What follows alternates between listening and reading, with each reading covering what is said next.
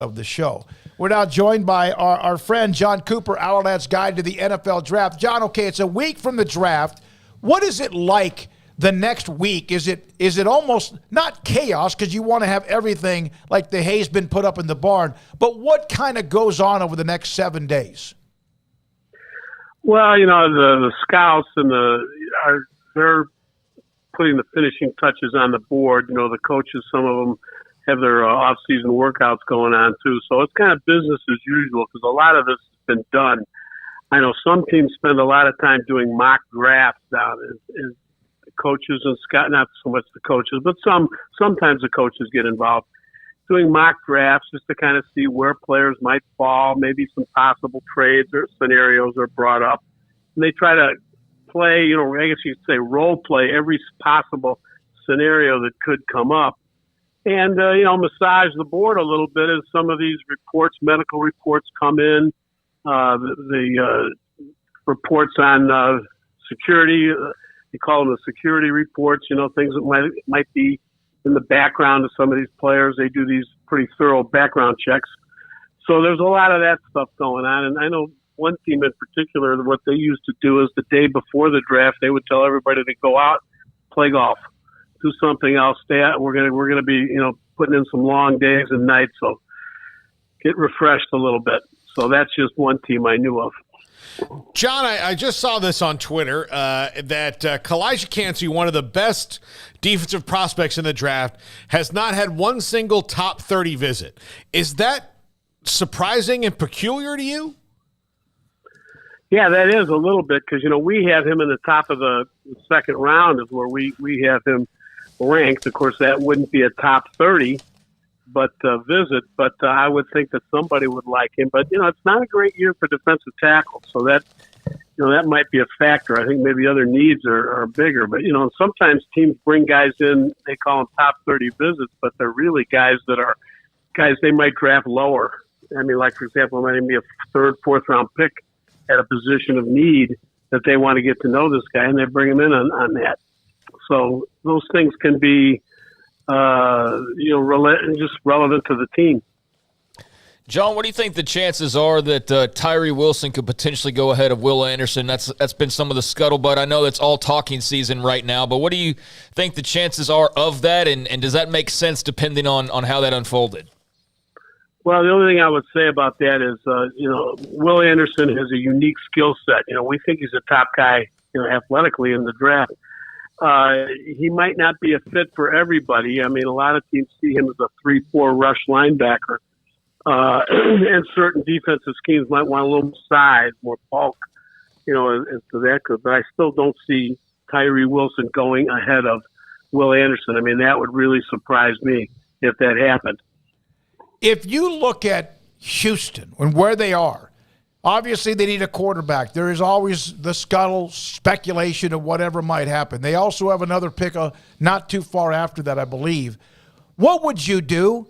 If Young goes or if whoever Stroud's available, would you take it there or would you play that game, trade down, and get more collateral? Well, Houston needs a quarterback.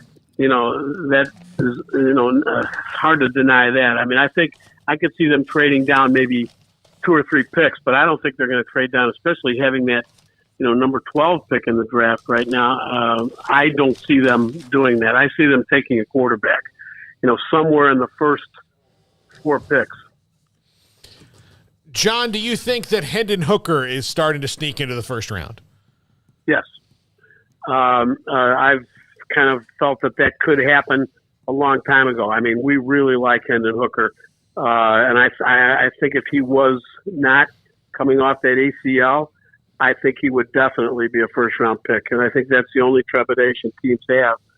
But, you get that extra year with a first-round pick. And so, that's something that, you have to take a look at. He's a solid player. He's got great ability to scan the field, even though their offense didn't do that. But he could find alternate receivers, and he gets the ball out in a hurry, and he throws it where guys can run after the catch. We're going to have John Gaines II from UCLA, a very athletic has played every position, I believe, on the offensive line. Do you have much on him and your thoughts? Because it does appear as if he could be a second-day pick. Yeah, I think he's a second slash third day pick. We have him as an interior guy as far as we think where he's going to go, based on his measurements. But he's a solid player, for sure. And that's not a position, in all honesty, that is the interior guys that is that strong. So he could jump up on a lot of boards. John, I want to ask you about a couple of edge guys out of the Big 12. I've over these segments asked you about various guys from around the league, but from K-State, Felix Anadike-Uzama, and also Will McDonald of Iowa State. I'm not sure if I've asked you about either one of those guys, but your thoughts on either player, and I've seen them a lot in like the second round as far as some of these mock drafts go. Does that sound about right to you? Yes, we like them both a lot. I think McDonald from Iowa State, he's a little bigger.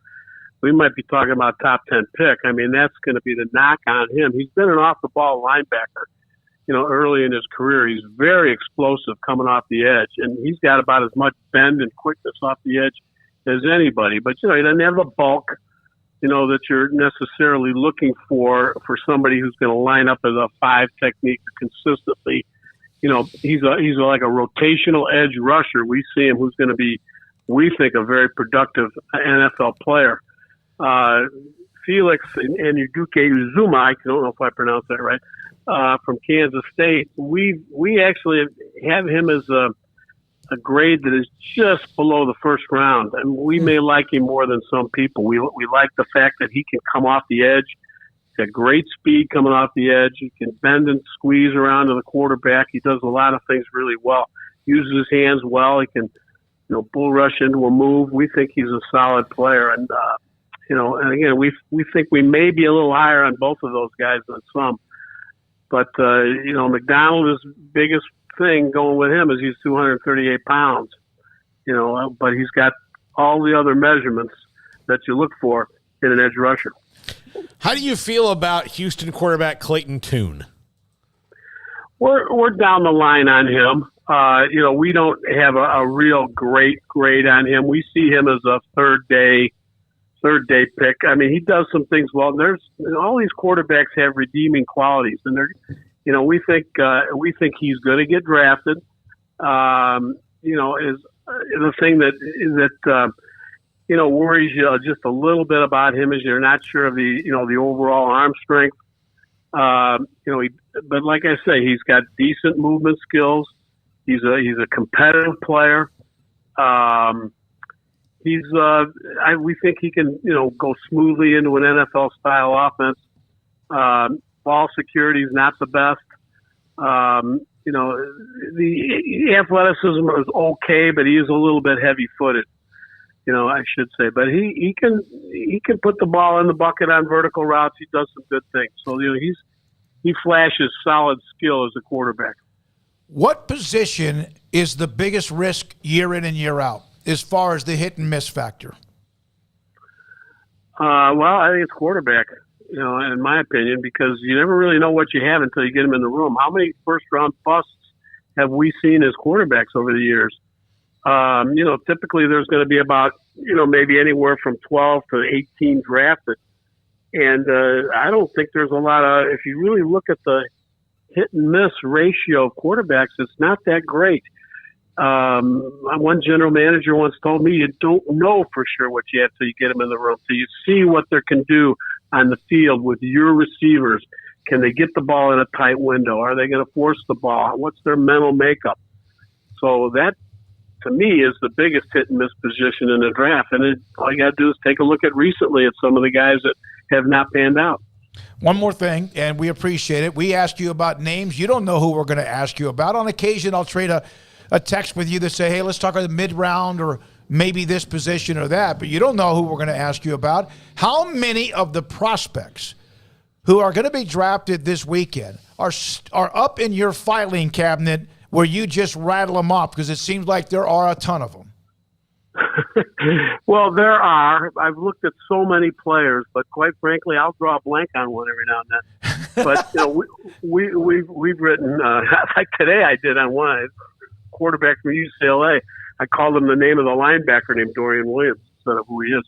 So yeah, that's going to happen, with those guys. But I've looked at so many players, particularly defensive guys. That.